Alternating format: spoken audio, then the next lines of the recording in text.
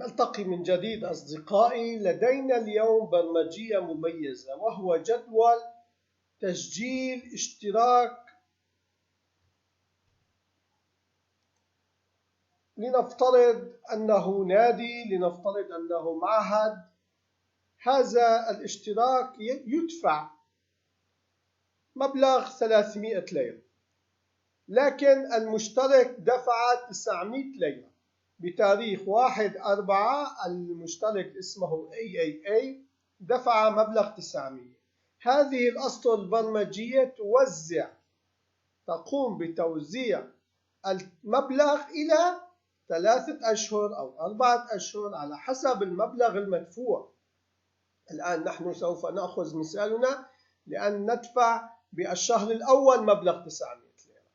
فإذا سوف نلاحظ التغييرات التي سوف تحدثها هذه البرمجة التي تسهل على المحاسب.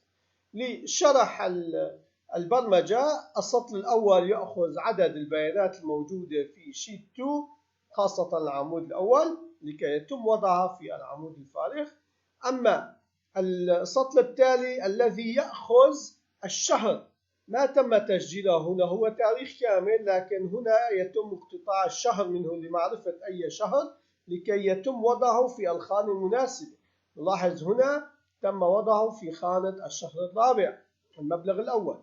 ثم تبدأ البرمجة التالية لتأخذ القيمة التي تم وضعها كمبلغ وتحويلها إلى مبلغ وتقسيمها إلى 300 لكي نعرف كم دفعة سوف يتم توزيعها إلى الخلايا التالية. أما الحلقة تقوم بتوزيع هذه المبالغ وتتحسس إذا كان ناتج المبلغ أو الشهر، إذا كان بالشهر الأول يتم وضعه موافق عليه، أو إذا كان بالشهر الرابع يتم الموافقة عليه والشهر السابع. وذلك لأن التقسيمات ضرورية للأشهر، لا يتم الدفع في كل الأشهر، فقط محددة في الشهر الرابع الأول والرابع والسابع والعاشر. هذه البرمجة تخصصية. فإذا نلاحظ عندما يتم الاختيار للشهر الأول، على افتراض يتم توزيع هذه المبالغ عن طريق الحلقة إلى الشهر الأول والثاني والثالث. وإذا لم يتم اختيار أو إذا تم تسجيل التاريخ في تاريخ غير الشهر الأول والرابع والسابع والعاشر، يتم إظهار هذه الرسالة وتتوقف البرمجة. برنامج بسيط لكنه مفيد ويساعد على إدخال البيانات.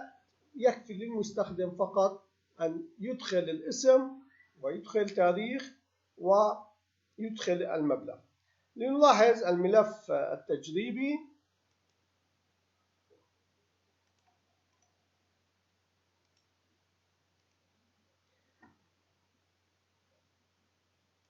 هذا هو الملف التجريبي الذي يحتوي على الاسم. الآن سوف نضع نحن اسما جديدا، ونلاحظ أن الدفعات سجلت في السطر الثاني بهذا المكان. ليتم إيقاف البرمجيات لكي نلاحظ الخطوات هنا. الآن لنضع الاسم ولنضع التاريخ ولنضع المبلغ 600 فقط، ونلاحظ البرمجة كيف تتم.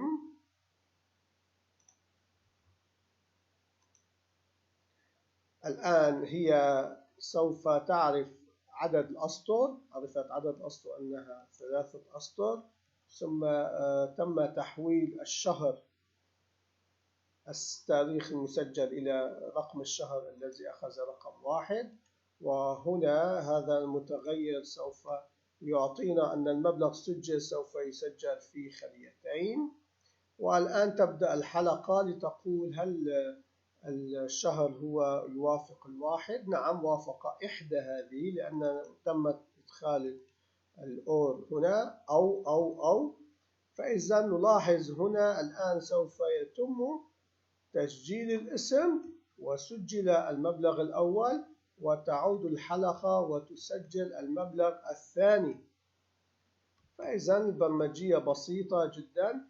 إذا تم تغيير الاسم لنفترض، وتغيير الاسم إلى مبلغ إلى 900 ومعاودة الحل، نلاحظ أنه الآن سوف يسجل الثلاث مبالغ.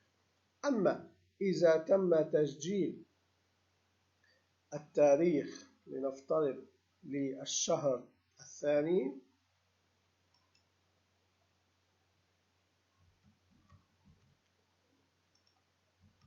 سوف تظهر لنا الرسالة التي تقول لا يمكن أن تتابع البرمجة لأن الشهر المختار هو شهر خطأ.